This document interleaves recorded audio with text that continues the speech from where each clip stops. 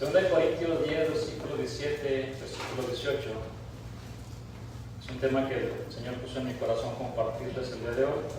Los elogios de Jesús. Así le he titulado a este tema. La palabra así dice: mas el que se gloríe en el Señor, porque no es aprobado el que se alaba a sí mismo, sino aquel a quien Dios alaba. En otra versión se lee de esta manera: como dicen las Escrituras, si quieres jactarte, jáctate solo del Señor. Cuando la gente se alaba a sí misma, ese elogio no sirve de mucho. Lo importante es que los elogios provengan del Señor. ¿Qué es un elogio? Un elogio es alabar las cualidades de una persona. La palabra elogio viene del latín elogium, que significa inscripción sobre una tumba o sobre una escultura. Pero de su primer valor es de donde se deriva nuestro significado actual de alabanza. Pues los epitafios sobre tumbas se hacen para alabar al difunto personaje. De ahí también el verbo elogiar. Solo por poner un ejemplo, y ojalá sea nuestro caso, ¿no? Varones, en esa tumba yace un hombre que ama a Dios. ¿Te gustaría? Cuando ya no estemos aquí, estemos en la presencia del Señor, que digan: ese hombre realmente ama a Dios por encima de todo y de todos. En este vocablo latino, elogio, es seguramente un préstamo del verbo griego elegeion. La raíz de esta palabra es legei, que significa decir, expresar o hablar. Lo opuesto a elogiar es criticar o censurar, y para eso nadie nos gana. Somos buenos para censurar y para criticar. Diga amén. ¿No? Ahí sí no quiere decir amén, ¿verdad? Pero el Señor nunca hizo tal cosa, nunca censuró a nadie, nunca criticó a nadie. Lo que sí hizo el Señor fue elogiar a varias personas en las Escrituras. Por ejemplo, a la mujer sirofenicia le dijo: grande es tu fe. Esta mujer tenía a su hija gravemente atormentada por un demonio, y en su desesperación fue ¿a quién? ¿Al brujo? ¿Al psicólogo? ¿Al psiquiatra? ¿Fue a quién? A Jesús. La palabra dice que fue a Jesús. ¿A quién debemos ir en los momentos de desesperación, mis hermanos? A nuestro Señor Jesús. Después de que el Señor le dijo: no está bien tomar el pan de los hijos y echarlo a los perrillos, es la respuesta que le dio esta mujer: pero unos perrillos debajo de la mesa comen de las migajas de los hijos, Señor. Y el Señor le dice: oh mujer, grande es tu fe, hágase contigo como quieres. Y su hija fue sanada desde aquella hora. El Señor alabó, elogió la fe de esta mujer. En el Evangelio de Mateo, capítulo 16, nuestro Señor también elogió a Pedro, quien fue el único apóstol que respondió a una pregunta clave para todo cristiano. El Señor le preguntó a todos sus apóstoles: ¿ustedes quién dicen que soy yo? Mi hermano, la misma pregunta la tiene el Señor para nosotros. ¿Quién es Jesús para usted? El Hijo de Dios. La respuesta que usted me dé va a definir su vida cristiana. ¿Qué es para usted el Señor? ¿Es un Salvador? ¿Es un todo? Pues que se vea, mi hermano, que es un todo, aquí es mi todo. ¿Sí o no? Sí. Si Él es su Señor, ya lo recibí como mi Señor.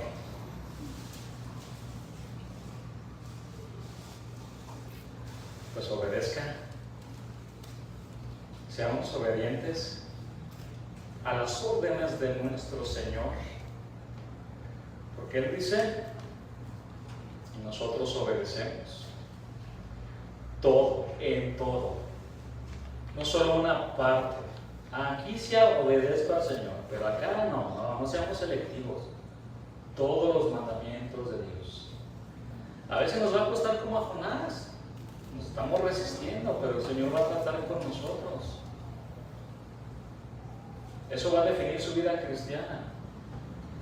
El único que contestó fue Pedro: tú eres el Cristo, el Hijo del Dios viviente. El Señor elogió su respuesta diciéndole: bienaventurado eres, Simón, hijo de Jonás, porque no te lo reveló carne ni sangre, sino mi Padre que está en los cielos. Y yo también te digo que tú eres Pedro, y sobre esta roca, ¿cuál es la roca? La declaración que hizo Pedro. Porque algunos de aquí han sacado que Pedro es el primer papa, ¿verdad? Pero no. Sobre esta declaración, tú eres el Cristo, el Hijo del Dios viviente, se edifica la iglesia de Dios sobre Cristo, y las puertas del Hades no prevalecerán contra ella. Y a ti te daré las llaves del reino de los cielos, y todo lo que atares en la tierra será atado en los cielos, y todo lo que desatares en la tierra será desatado en los cielos. Por eso dicen que cuando lleguemos al cielo vamos a encontrar a Pedro con las llaves, ¿verdad? Pero no, la verdad es que este versículo apunta a sus predicaciones en el libro de los Hechos de los Apóstoles, como abrió las puertas con la predicación para que la gente se convirtiera. Usted puede estudiarlo en el libro de los Hechos. Vea cómo alabó, cómo elogió también nuestro Señor Jesús esto que dijo Pedro. Pero resulta muy interesante que en ese mismo capítulo el Señor le puso una buena enjabonada. Muchos necesitamos una buena enjabonada para que nos limpie el Señor, para que nos talle ahí el alma y el corazón. Le puso una buena enjabonada porque hizo algo impensable. Tuvo el atrevimiento de reprender a Jesús. El Señor les había dicho a sus discípulos que era necesario que fuera a Jerusalén y sufrir muchas cosas a manos de los ancianos, y que lo mataría, pero que iba a resucitar. Entonces Pedro, dice la Escritura que lo tomó aparte, que estaba con los discípulos: vente para acá, Jesús, ¿qué estás diciendo? ¿Por qué dices esas cosas? Cancela tus palabras, Jesús. ¿Cómo que vas a morir?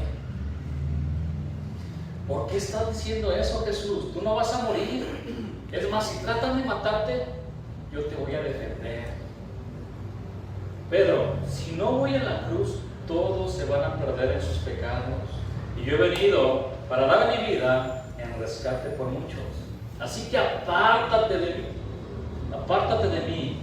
Porque ese pensamiento que tienes viene del diablo y de la carne. En otras palabras, para que me entienda mejor, Pedro estaba en modo leche carnation, pensando más en las cosas de la carne, en el bienestar terrenal. Y así hay algunos hermanos que andan en la carnation, en la carne. Deberíamos de traer, ¿verdad?, leche carnation también, para ponerle al café. En los deseos de la carne.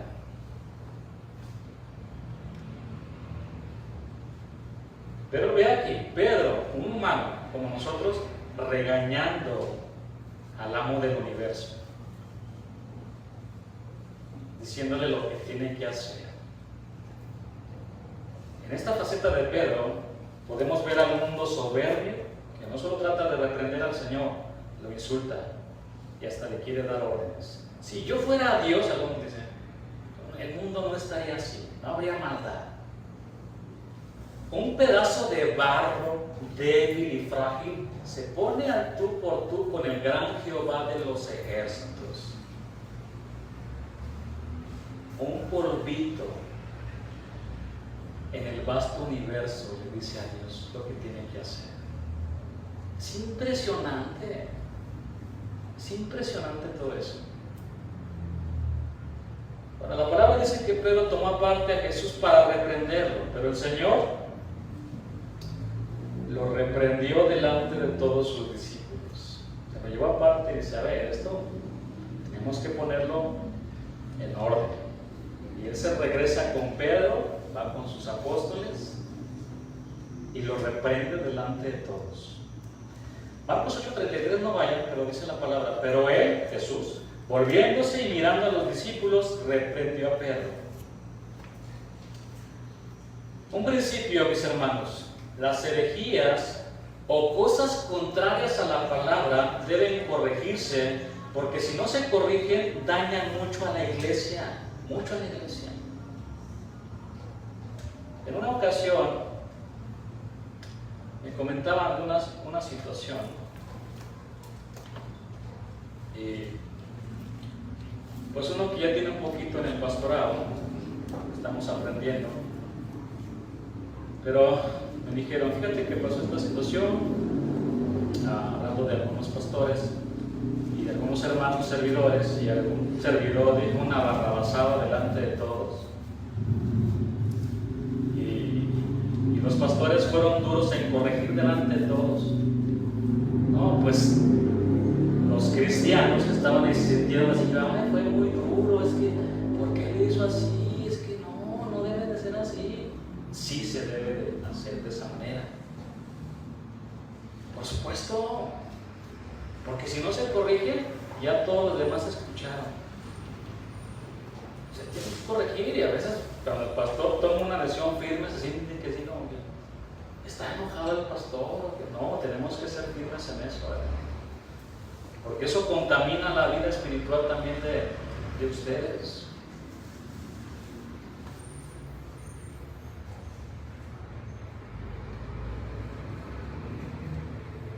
Seguro Pedro se sintió muy mal, me está exhibiendo aquí el Señor delante de los demás. Sin embargo, Pedro entendió que se había equivocado. Y algo muy importante, no se amargó. Muchos se amargan. No se amargó. Y siguió caminando con su Señor. De hecho, la historia dice que este hombre que un día negó a su maestro, años más tarde, cuando lo iban a matar, él dijo, no soy digno de morir como mi maestro en una cruz. Quiero que me pongan de cabeza. Wow, ¿no? Quiero que me pongan de cabeza. Crucifíquenme de cabeza. ¿Ve cómo no se amargó contra Dios? Siguió caminando. Y en esta vida, pregunta, ¿quién no se equivoca? Para juntarme con él. Para que así, pásame tu unción, para no equivocarme. Todos nos equivocamos, hermanos, todos. Y debemos ser, escuche esta palabra, maduros. Maduros para aceptar la reprensión, para aceptar la disciplina y corregir nuestros caminos. ¿Sí? Y a veces no nos va a gustar, ahí como, ya el pastor ya me trae, algunos dicen, ya me trae el pastor. Cada rato me dice que esto y que corrija y esto, y ya la trae contra mí, es personal. No, hermano, claro que no. No es personal. La enseñanza de la semana pasada fue directa y dura. Yo es la última que voy a dar. Fue muy directa, ¿verdad? Y muy clara. Pero hasta ahí. Pero note los altibajos de Pedro. Primero, elogiado por el Señor, y después recibió una buena enjabonada que nunca iba a olvidar. Por eso él escribió en una de sus cartas, primera de Pedro 5:6, humillaos pues bajo la poderosa mano de Dios para que Él os exalte cuando fuera tiempo. Humíllense ante el gran poder de Dios, y a su debido tiempo Él los levantará con honor. Mire, el día de hoy quiero llevarlos al Evangelio de Lucas capítulo 7, para que la vaya abriendo su Biblia, donde veremos cómo el Señor elogia la fe de un centurión romano, un hombre que tenía en cargo 100 soldados, un centurión romano, para después elogiar en esta historia nuestro Señor Jesús. Elogia la vida firme de su nazareo Juan el Bautista. Y finalmente el Señor termina elogiando la adoración de una mujer pecadora. Todas estas historias las voy a encontrar en el Evangelio de Lucas capítulo 7. Pero comencemos ahora sí con la enseñanza. Los elogios de Jesús. Mis hermanos, Dios permite situaciones buenas y malas en nuestra vida. Toda situación mala tiene un propósito. ¿Cuál es ese propósito que tiene el Señor? Principalmente que nuestra fe madure, que nuestra fe crezca. Las aflicciones más duras pueden representar el horno donde es sometida nuestra fe. Y la historia de gran fe del centurión romano que fue alabada por el Señor es un ejemplo extraordinario para todos nosotros. Las Escrituras dicen que el Señor, después de que hubo terminado todas sus palabras al pueblo que le oía, entró en Capernaum. Si usted lee el primer versículo, es lo que dice. Y todas sus palabras se refiere a ese gran, magnífico sermón del monte. Al terminar se dirigió a Capernaum, un lugar en Galilea. Fue ahí en Capernaum donde el centurión romano, en su desesperación por sanar a su siervo, que dice la palabra que estaba enfermo y a punto de morir, mandó una delegación de ancianos de los judíos para rogarle a Jesús. Díganle a Jesús que venga a mi casa para que sane a mi siervo, dijo este centurión romano. Les dijo a estos ancianos que fueron delante del Señor. Mateo dice, porque hay un pasaje paralelo, que este centurión romano vino a Jesús y parece contradecir a Lucas, pero en realidad mandar a alguien en aquel tiempo en su representación era como ir personalmente, no hay contradicción.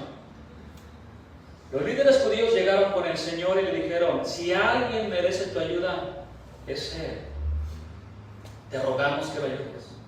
Este hombre ama al pueblo judío, nos ha construido una sinagoga, miren nada más, un hombre gentil. Les ayudó a construir una asamblea para escuchar la palabra. Además estaba preocupado por su empleado, a quien quería mucho, dice también la Escritura. No queda ninguna duda que también era un hombre generoso, un hombre generoso. Bien, el Señor los acompañó.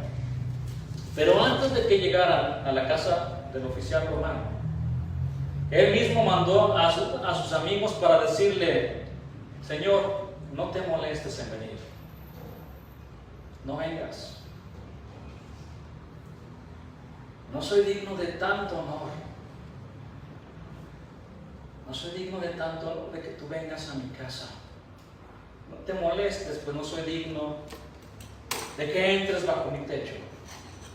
Es más, Señor, ni siquiera me considero digno de ir a tu encuentro, por eso mandé a estos hombres. Pero mira aquí algo muy sobresaliente: el respeto que este oficial romano tenía por el Señor. Qué gran respeto. Si usted lee conmigo Lucas 7, para leer algunos versículos, versículo 7.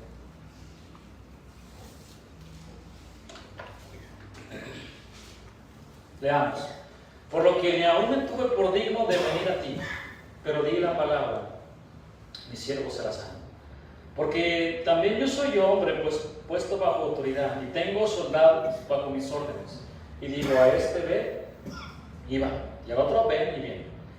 Y a mi siervo: haz esto, y lo hace. Este oficial romano tenía muy claro el concepto de autoridad. Él estaba acostumbrado a dar y a recibir órdenes.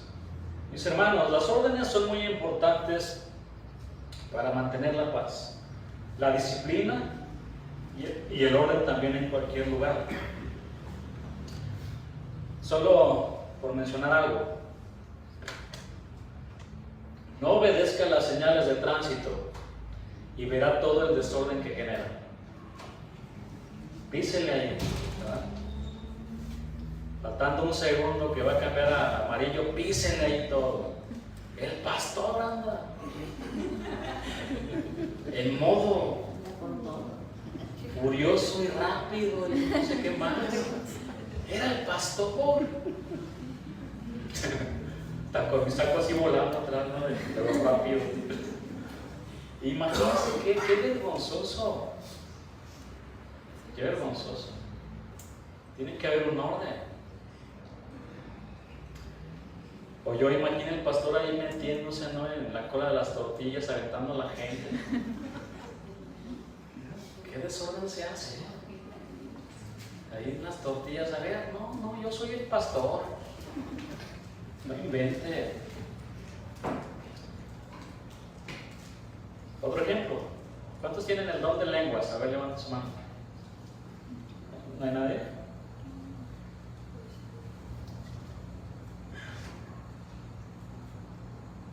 Hablemos todos en lenguas. A la una, a las dos y a las tres. Un desorden impresionante. Después llega un invitado. ¿Qué onda? ¿Qué está pasando aquí? Va a pensar que estamos locos. Pablo dijo, pero hágase todo decentemente y con orden.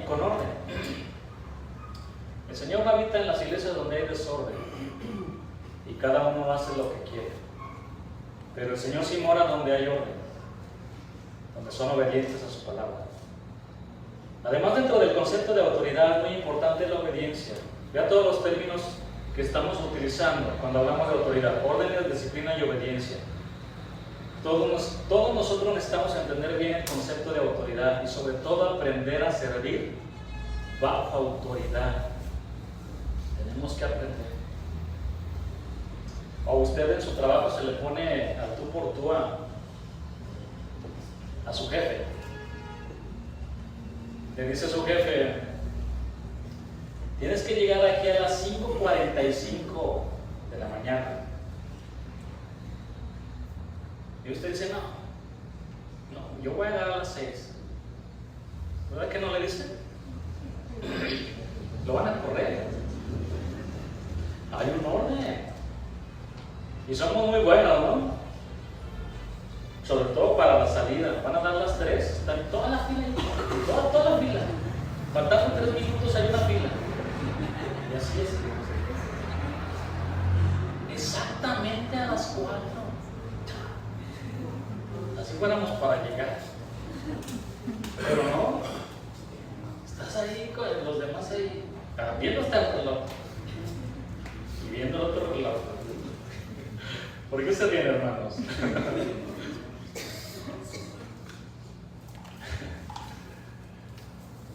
Nosotros no hacemos lo que queremos. Somos siervos del Dios Altísimo. Y todos tenemos que aprender a servir bajo autoridad. Miren, fue en este ambiente de respeto y reconocimiento de la autoridad de Jesús que ocurrió el milagro. Di la palabra a Jesús y mi siervo será sano. Y la palabra, ¿cuántos creen que la palabra tiene poder? Dice la Escritura que la misma palabra sustenta todas las cosas, sustenta el universo, sustenta esta tierra que gira en su propio eje y también se traslada alrededor del sol de una manera impresionante. Los grados en la que está, la distancia en la que está el sol, la luna, que por cierto algunos dicen que la luna es un pedazo de tierra que pegó con algo más y se quedó ahí. Es tan impresionante todo eso. La palabra tiene poder, el evangelio tiene poder para salvar, para cambiar a las personas, para transformarlas. Y aquí hay muchos que han sido transformados. Di la palabra que su siervo será sano. Y la palabra que tiene poder y autoridad traspasó las barreras, escúchenme bien, del espacio y del tiempo llegó hasta donde estaba el siervo de este centurión, llegó hasta ese momento y empezó a sanar de una manera poderosa. Oye, con razón, Jesús dijo de este hombre: ¿qué fe tienes? ¿Qué fe tienes? Al oír esto, Jesús se maravilló, se asombró de él, y volviéndose dijo a la gente que le seguía: os digo que ni aún en Israel he hallado tanta fe. Les digo que no he visto una fe como esta en todo Israel. Os digo que ni siquiera en Israel he encontrado una fe tan grande. En todo Israel no he encontrado a nadie que confíe tanto en mí como este capitán romano. La fe de este oficial romano se desbordaba. Tenía fe para mover montañas, pero esa fe estaba en Cristo. Este hombre, así como me va a escuchar, prácticamente se codeaba con el padre de la fe. ¡Qué gran fe! La fe de Abraham se convirtió en una fe de oro cuando Dios le pidió que sacrificara a su hijo Isaac, el hijo de la promesa. Fue en el horno de la prueba donde la fe de Abraham fue limpiada para salir como oro puro. Solo le leo un versículo. Bueno, algunos. Dice la palabra en Génesis 22, versículo 4: al tercer día alzó Abraham sus ojos y vio el lugar de lejos, ahí donde iba a sacrificar a su hijo. Versículo 5: entonces dijo Abraham a sus siervos: esperad aquí con el asno, y yo y el muchacho iremos. Vean la fe que tiene este hombre. Y yo y el muchacho iremos hasta ahí, hasta el monte Moriah, y adoraremos. Y después vean lo que dice. Impresionante, ¿no? Vamos a regresar. Volveremos a vosotros. Mi hermano, la fe que elogia al Señor Jesús normalmente se da en casos muy críticos y donde usted prácticamente no puede hacer nada y su única alternativa es poner sus ojos en el Señor.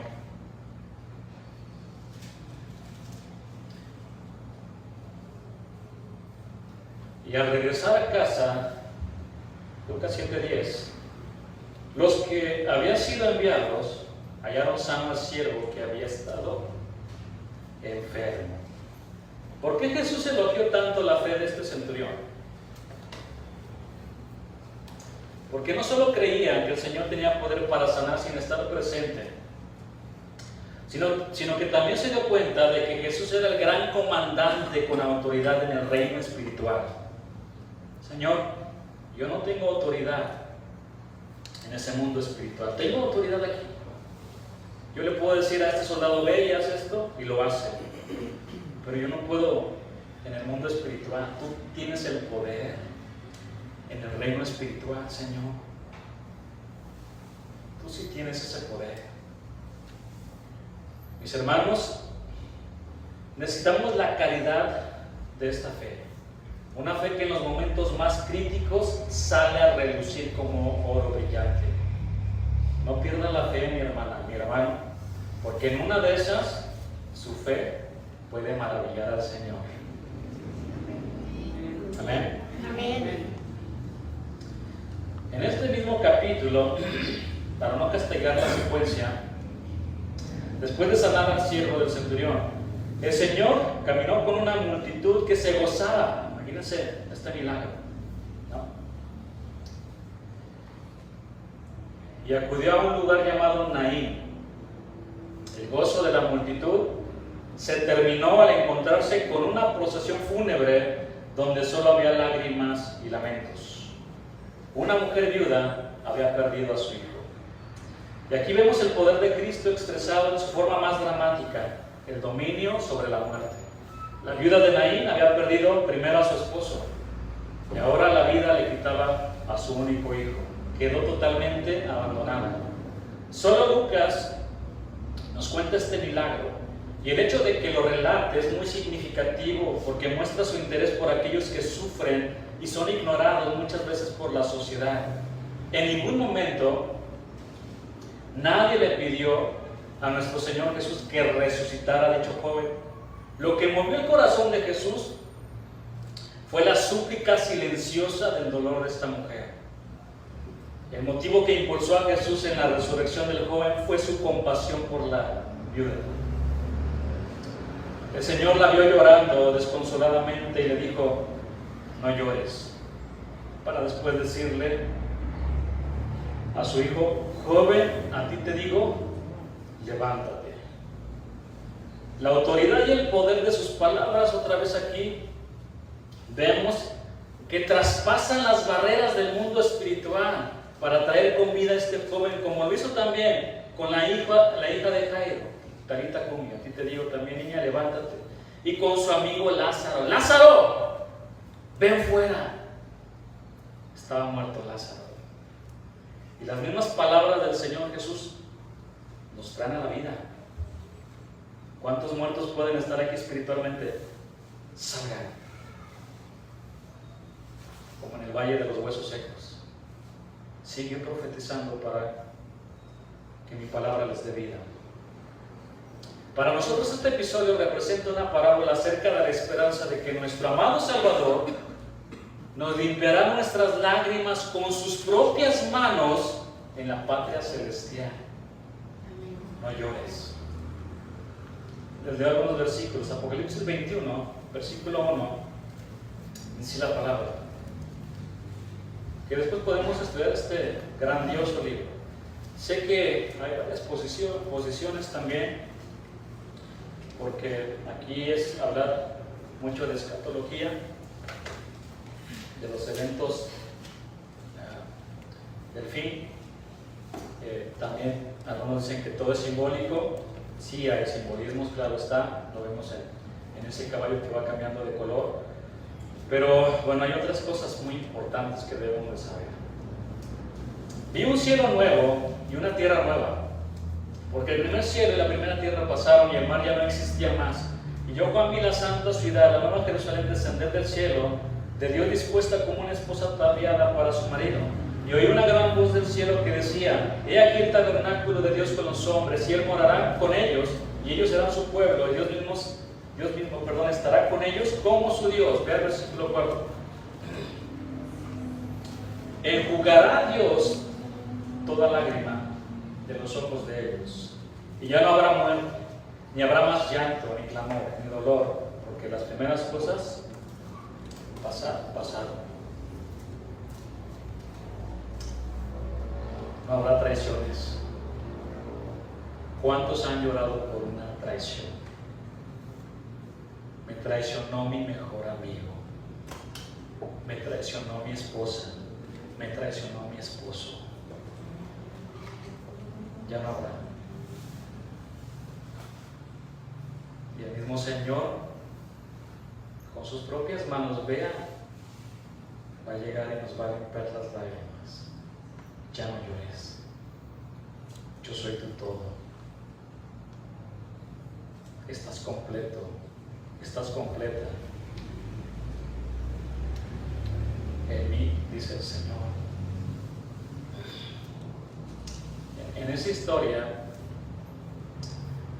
de la viuda de Naín, Naín es su lugar, no era su esposo. Después confundimos ahí algunas cosas, como María Magdalena. Su apellido es Magdalena, ¿no? María de Magdala. Pero en esta historia, Lucas le da a Jesús el título de Señor, Kyrios, en el griego,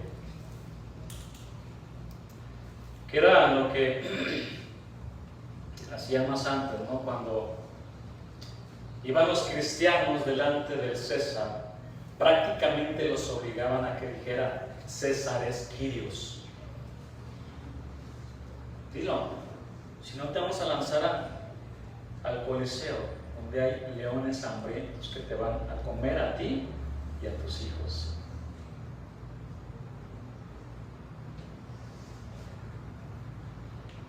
Y Y esos cristianos decían, Jesús es Kyrios. Y les costaba la vida. Ese término griego, Kyrios, viene de la versión griega del Antiguo Testamento llamada Septuaginta y se utiliza aquí para sustituir a Jehová, el nombre propio de Dios.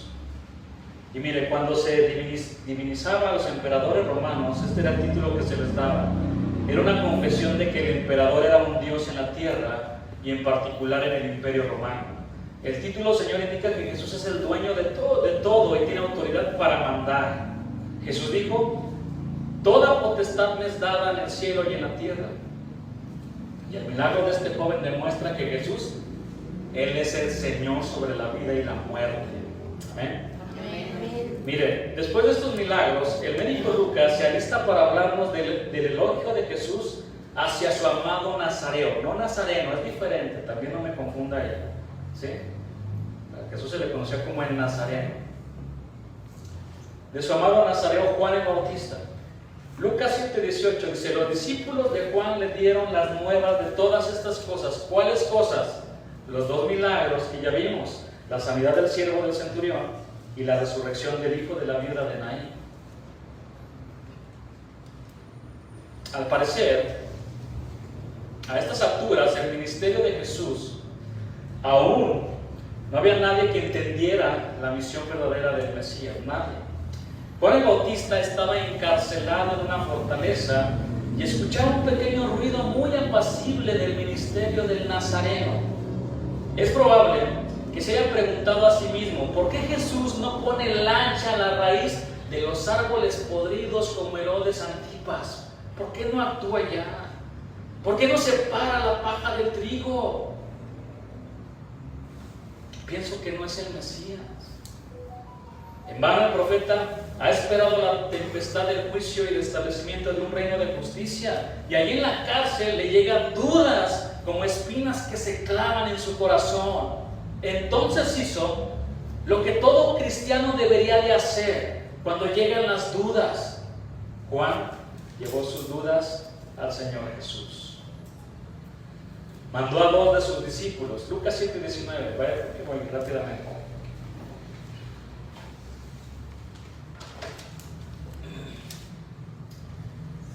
Dice la palabra, y los envió a Jesús para preguntarle, ¿eres tú el que había de venir o esperaremos a otro? Cuando pues los hombres vinieron a él, dijeron, Juan el Bautista nos ha enviado a ti para preguntarte, ¿eres tú el que había de venir o esperaremos a otro? En esa misma hora, estaban viendo al Señor sanando a muchos de enfermedades y plagas y de espíritus malos, y a muchos ciegos les dio la vista. Y respondiendo Jesús les dijo, id, hacer saber a Juan lo que habéis visto y oído. Los ciegos ven, los cojos andan, los leprosos son limpiados, los sordos oyen, los muertos son resucitados, y a los pobres es anunciado el Evangelio. Vayan y díganle que se ha cumplido la profecía de Isaías en mí. Vayan y díganle a Juan que soy el Mesías esperado. Qué emocionante es leer la palabra y meternos al contexto cultural, al contexto histórico, para darnos una idea de lo que estaba pasando. Y todo lo que estaba sucediendo alrededor de la vida del Señor Jesús. Cojos caminando, leprosos limpiados, los sordos escuchando, muertos son resucitados. Entonces esta noticia, o esta respuesta mejor dicho, se la llevó los mensajeros a Juan y dijeron, Juan, Él es Juan. Yo imagino que los ojos de Juan le brillaron. Es el Mesías, Juan. Hemos visto cómo resucita a los muertos, hemos visto cómo tiene poder para cambiar las vidas, para transformar a todos. Él es Juan. Ahora estoy listo para morir. Ahora estoy listo. Se están cumpliendo las profecías mesiánicas, Juan. Después de este profeta encarcelado por Herodes, ya no tuvo más dudas. Y estaba preparado para ser sacrificado. Lo hermoso de esto es que el Señor no censura a Juan por dudar. Vea, en su fragilidad humana, como todos, empezó a dudar. Por el contrario, alaba la vida de su siervo. Jesús dijo: no hay profeta mayor que Juan el Bautista. Lucas 7:24, vaya conmigo ahí.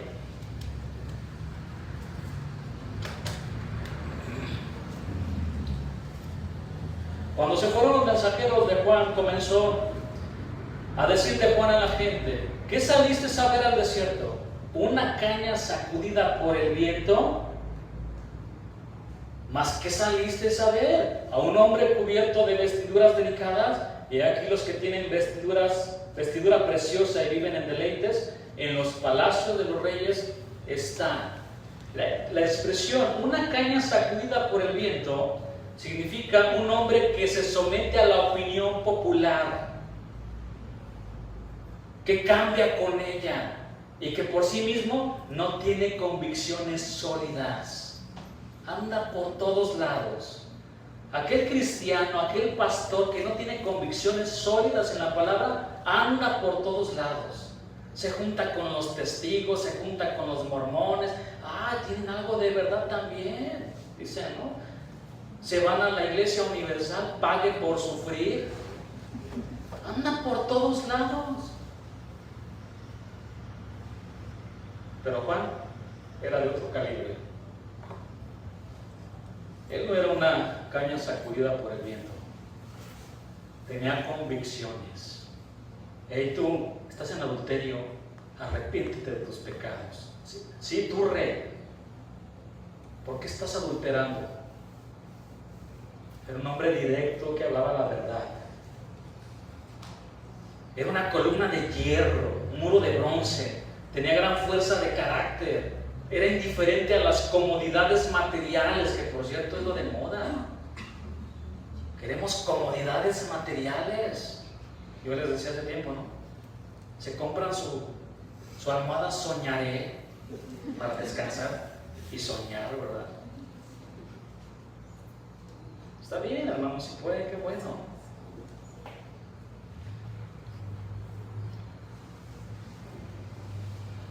Pero él se vestía con ropa tosca. Se alimentaba con la comida de los más pobres. Denme miel, un pedazo de miel. Traigan un chapulín, ¿verdad? Asado. Traigan un pescado también. No, el día de hoy los profetas y los apóstoles: llévenme al hotel de 5 estrellas. Tráiganme mi fruta especial exótica allá de Australia, ¿no? Y hasta un canguro le llevan también. Impresionante, impresionante. Y ahí tienen a la gente entretenida. Pásale, le voy a dar una profecía. Y hay un testimonio de un pastor que anduvo también en eso. Dice: quedé tan impactado de que ese mismo apóstol estaba profetizando en la iglesia. Después estaba yo en el hotel con él, porque lo tuve que llevar, diciendo chistes groseros, hablando tantas cosas. ¿Qué es eso, hermanos? Por eso la gente de afuera no quiere saber nada de nosotros. Nada.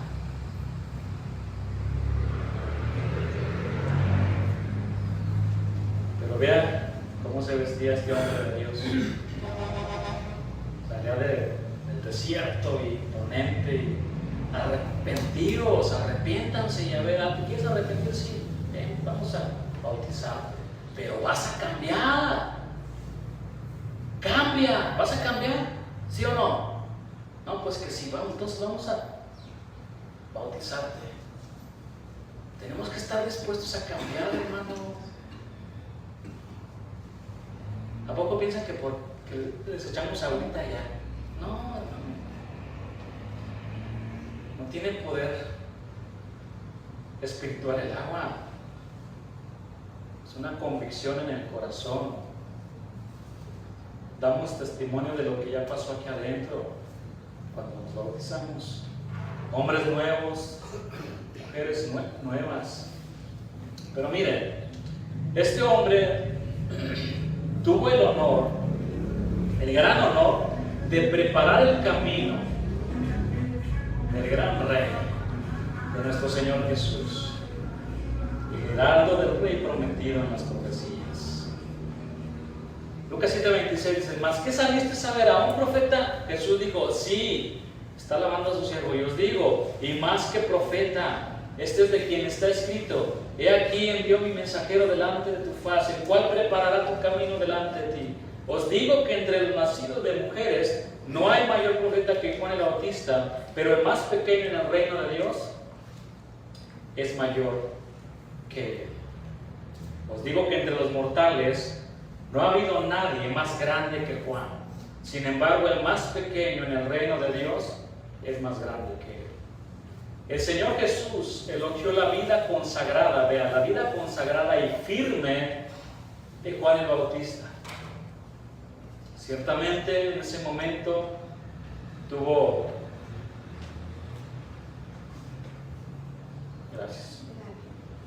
una debilidad como cualquiera de nosotros, pero el Señor elogió a su siervo. No hemos terminado, vamos al clímax. Lucas quiere cerrar con broche de oro los elogios del Señor, que comenzaron alabando la fe del oficial romano, para después elogiar la vida de Juan el Bautista, que con su propósito, preparar el camino para el Señor. Y ahora entra en escena una mujer pecadora, que sin decir una sola palabra le dio al Señor una adoración digna de él. Ni una sola palabra. Lea el capítulo 7. Lea esa historia. Ni una sola palabra le dijo la mujer a Jesús. Ni una sola palabra. Pero Jesús, que es experto en leer el corazón, que ve el corazón, vio una mujer entregada. Una mujer dispuesta a darlo todo por él.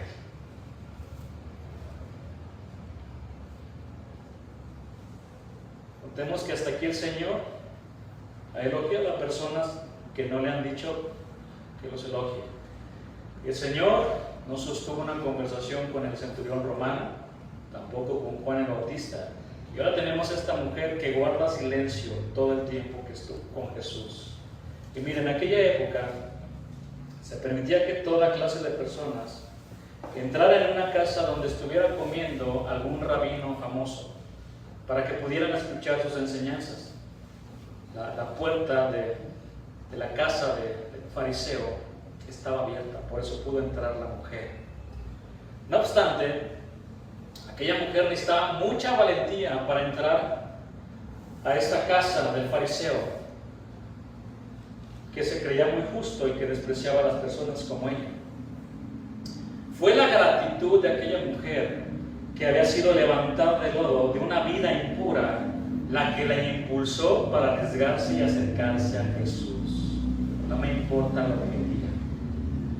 Algunos estudiosos dicen que Jesús había tenido un encuentro ya con esta mujer, y que esta mujer, en su agradecimiento, buscó al Señor y dijo: tengo que darle gracias al Señor por lo que ha hecho por mí.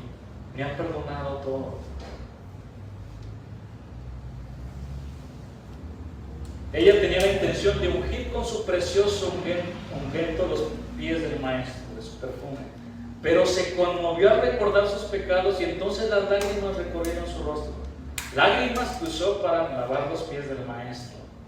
La mujer pudo llegar fácilmente hasta los pies de Cristo, porque en las comidas formales los visitantes no se sentaban a la mesa, sino que se reclinaban sobre cojines, apoyándose sobre el codo izquierdo y extendiendo los pies hacia atrás. También vemos otra acción maravillosa de la mujer, que empieza a lavar, a limpiar los pies del Maestro con su cabello. Y en aquellos tiempos, soltar el cabello ante la presencia de otras personas era una grave falta de modestia. Las jóvenes al casarse, lo que hacían era atarse el cabello y jamás volvían a aparecer con el cabello suelto. El hecho de que esta mujer se soltara el cabello en público demuestra que se olvidó de todos, menos de qué, de Jesús. Este acto fue una expresión espontánea de amor y gratitud. En cambio, Simón el fariseo, según su propio parecer, se puso a juzgar tanto a la mujer como al Señor. Si fuera profeta, yo no sé quién fue más grosero con el Señor, si Pedro o Simón. Bueno, trató de regañar al Señor. Si fuera profeta, conocería quién y qué clase de mujer es la que le toca. Simón, ¿ves a esta mujer, Simón? Ahí viene la clase del maestro de maestros. El fariseo no veía a la mujer como en ese momento era, sino como había sido. Es pecadora. Pero no se dio cuenta que era una mujer arrepentida y transformada por la aceptación y el amor del Señor. Y Jesús la estaba santificando. La mujer estaba siendo purificada en su interior. Su pureza era mucho mayor que la del fariseo, cuya limpieza era externa únicamente. Cristo contestó los pensamientos de Simón con una parábola y al mismo tiempo elogió a la mujer pecadora. Lucas 7:40, ven conmigo ahí.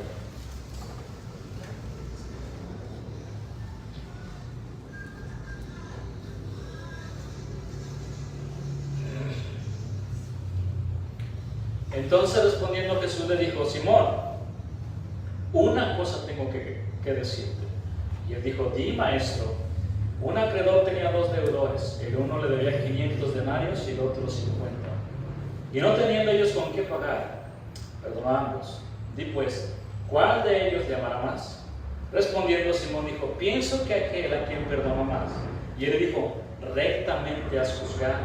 Y vuelto a la mujer dijo a Simón: ¿ves esta mujer?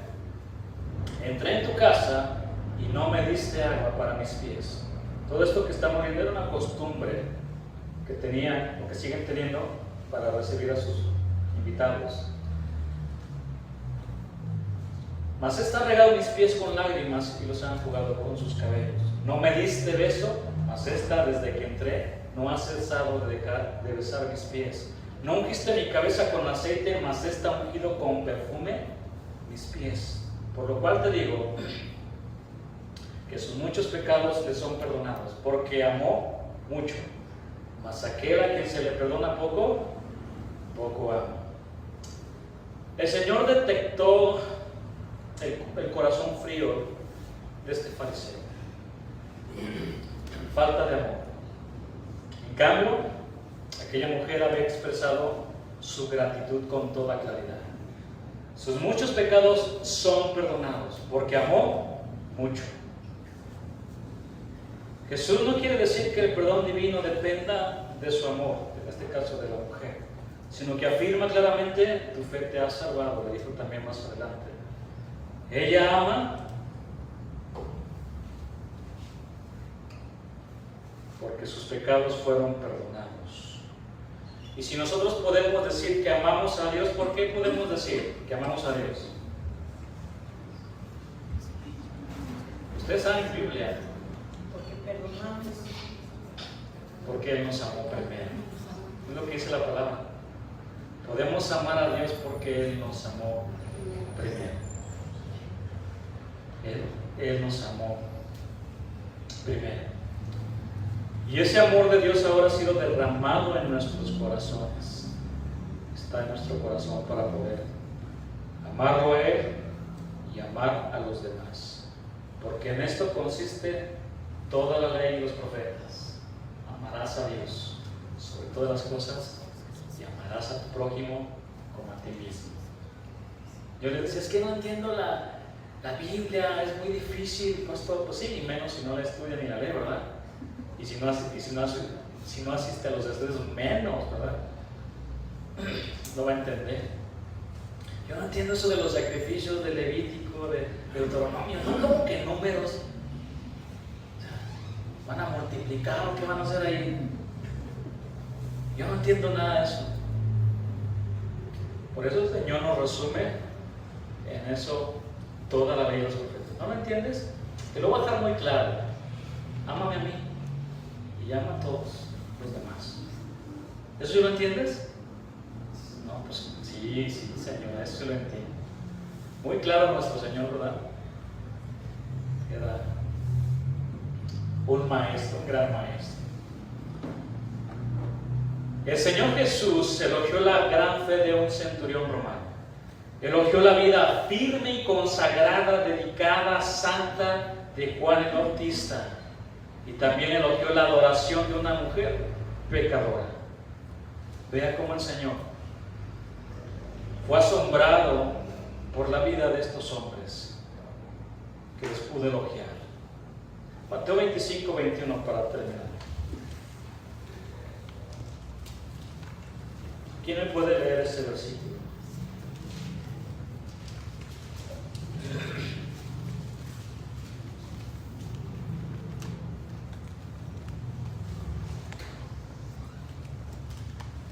¿Alguno de ustedes trae otra versión diferente de la Reina Valera? Yo. Ok. ¿Quién más? ¿También ustedes, hermano? A ver, vamos a leerla en su versión, después en la hermana, y alguien más me ayuda con la Reina Valera. Por favor.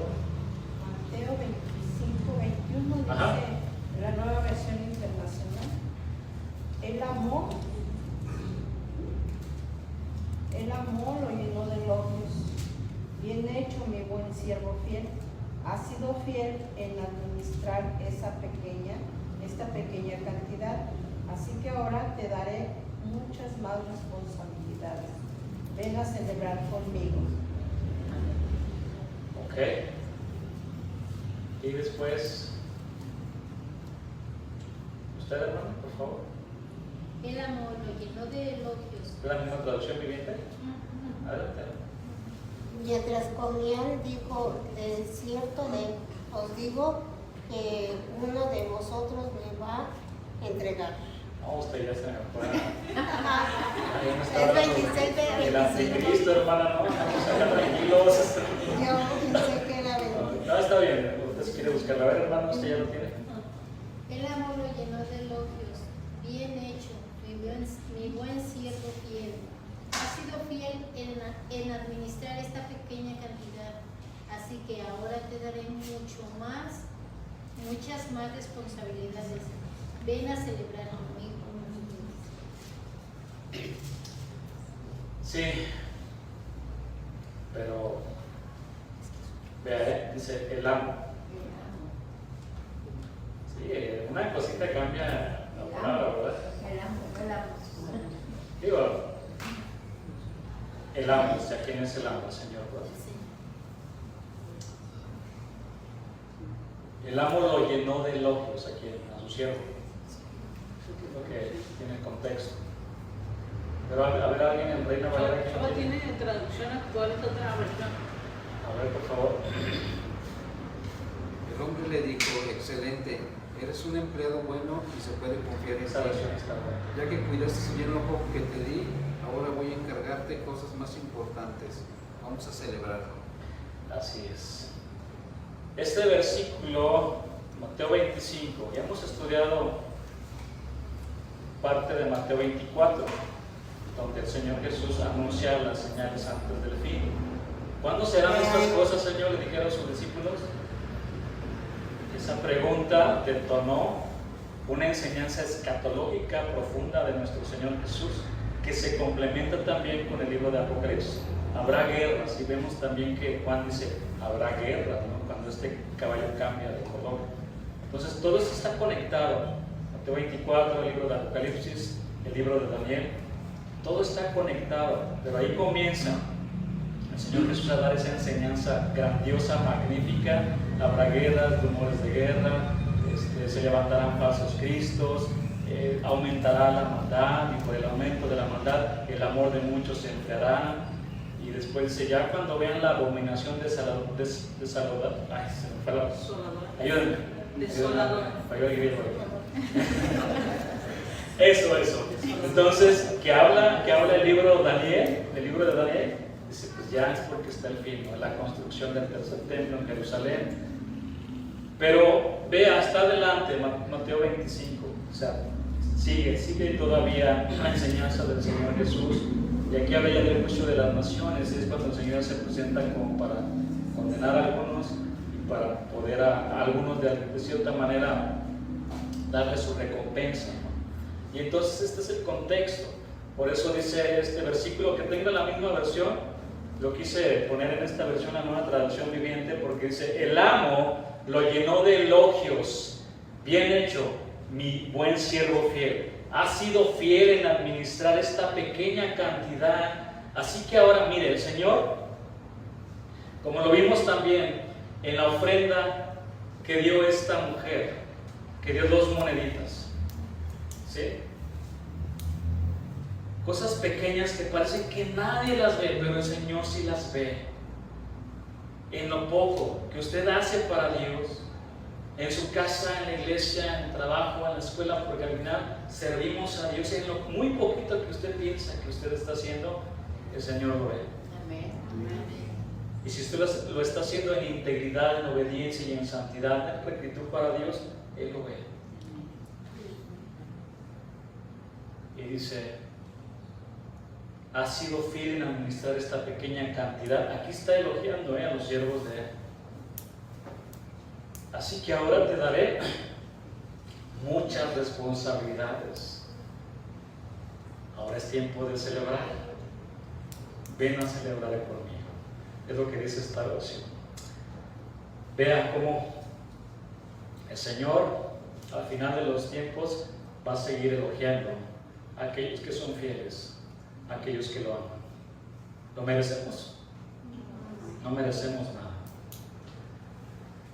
Pero qué bonito, excelente trabajo, como se leía en otra versión. Excelente trabajo, hijo. Excelente. Llegaste puntual, le diste lo mejor. Excelente. Ven a celebrar conmigo. Vamos a darle gracias a Dios por su palabra.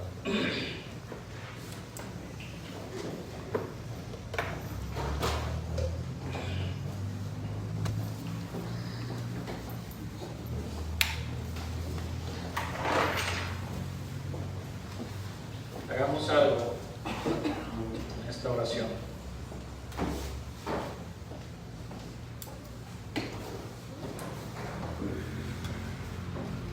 ¿Puede pasar de este lado, hermana Marilena, al lado de Carla, por favor? A su lado. Quiero que estemos cerca de algún hermano, porque usted va a orar por la persona que está a su lado. Y hermanos, pues también por su hermano. Vamos a orar un momento nada más. Vamos a aprovechar para que usted ore por la persona que está a su lado. Lo que el Señor ponga en su corazón, no solamente pida por su vida, ¿sí? Sí, acérquense, no se queden así solitos. Ahí están bien. Bueno, vamos a orar. Ponga su mano al lado de su hermano y vamos a pedirle al Señor. Señor, te damos gracias porque tú eres nuestro Dios. Y estamos aquí, Señor, como un solo cuerpo, adorándote, exaltando tu nombre, Señor. Señor, gracias por tu palabra. Gracias, tú estás buscando en nosotros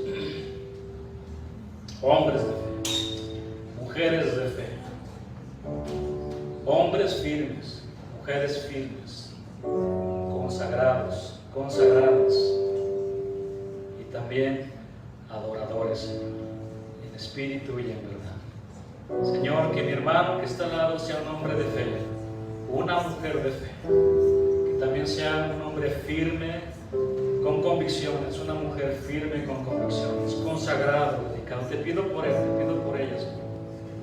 Que tú sigas tocando su corazón con tu palabra, Señor. Tu palabra que es como un martillo que golpea y que golpea y que golpea el corazón hasta quebrantarlo. Que así sea tu palabra, Señor. Te pido por mi hermano, que sea dedicado, Señor, para ti, Señor. Que lo entregue todo para ti. También te pido por mi hermano y mi hermana que están a mi lado, que Que tú levantes en ella, levantes en él un adorador en espíritu y en verdad. Un adorador en espíritu y en verdad. Que te adore con lo más profundo de su ser. Que te adore con lo más profundo de su corazón, Señor. Y que también te adore conforme a tu palabra, Señor. Porque no es a nuestra manera, sino a tu manera, Señor. Como tú ya lo estableciste en tu palabra, Señor. Gracias te doy por mi hermano, por mi hermana. Te pido que le bendigas, que le ayudes, Señor. Y que levantes, Señor, su vida, Señor. Gracias te damos por todo, Señor. Te damos la gloria, la honra únicamente a ti, en el nombre de Jesús. Amén.